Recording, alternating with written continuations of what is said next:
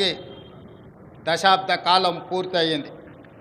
రాష్ట్ర సాధన కోసం ప్రాణాలు అర్పించిన అమరులకు ఈ సందర్భంగా నా నివాళులు అర్పిస్తున్నాను. 6 దశాబ్దాల మన కలను నిజం చేసిన నాటి ప్రధానమంత్రి శ్రీ మన్మోహన్ సింగ్ గారికి, నాటి యూపీఏ చైర్పర్సన్ శ్రీమతి సోనియా గాంధీ గారులకు తెలంగాణ సమాజం తరఫున ప్రత్యేక కృతజ్ఞతలు తెలుపుతూ 4 కోట్ల తెలంగాణ ప్రజలకు తెలంగాణ ఆవిర్భావ దినోత్సవ శుభాకాంక్షలు. స్వేచ్ఛ తెలంగాణ జీవన శైలిలో భాగం. బానిసత్వాన్ని తెలంగాణ భరించదు. ప్రేమను పంచడం, పెత్తనాన్ని ప్రశ్నించడం మన తత్వం.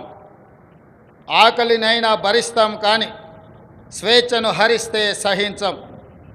దాశరథి చెప్పినట్టు తెలంగాణ అమాయకపు నెరజానే కానీ అన్యాయం జరిగితే తిరగబడే నైజం కూడా మనలో ఉంది.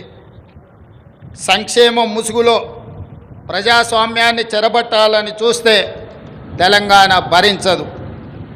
ప్రాంతేతరుడు ద్రోహం చేస్తే పొలిమేరల వరకు తరిమి కొడతాం.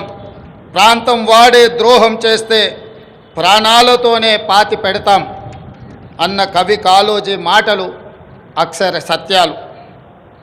మిత్రులారా, డిసెంబర్ 7, 2023న ప్రారంభమైన ప్రజాపాలనలో స్వేచ్ఛ పునరుద్ధరణకు మొదటి ప్రాధాన్యత ఇచ్చాం.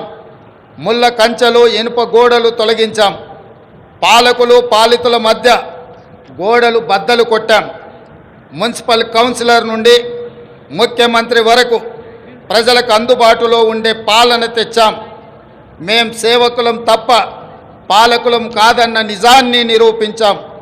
ప్రగతి భవన్ను మహాత్మా జ్యోతిరావు పూలే ప్రజాభవన్గా పేరు మార్చి ప్రజలకు అందుబాటులోకి తెచ్చాం. అక్కడ ప్రతి మంగళ శుక్రవారాల్లో ప్రజావాణి కార్యక్రమాన్ని నిర్వహిస్తున్నాం. ప్రజల సమస్యలు నేరుగా విని పరిష్కరిస్తున్నాం. ఆనాడు సచివాలయంలోకి ఈరోజు సామాన్యుడు కూడా రాగలిగే పరిస్థితి తెచ్చాం. ఇందిరా పార్కులో ధర్నా చౌక్కి అనుమతి ఇచ్చాం. మీడియాకు స్వేచ్ఛనిచ్చాం. ప్రతిపక్షానికి గౌరవం ఇచ్చాం. మా నిర్ణయాల్లో లోటుపాట్ల సమీక్షకు అవకాశం ఇస్తున్నాం. తప్పులు జరిగితే సరిదిద్దుకోవడానికి సిద్ధంగా ఉన్నాం. మేమే సర్వజ్ఞానులం అన్న భ్రమలు మాకు లేవు. అందరి సలహాలను సూచనలను స్వీకరించి చర్చించి ముందుకు వెళుతున్నాం. ప్రజలకు స్వేచ్ఛ, సామాజిక న్యాయం, సమాన అవకాశాలు ఇవ్వాలన్నది మా ప్రభుత్వం యొక్క ప్రాధాన్యత.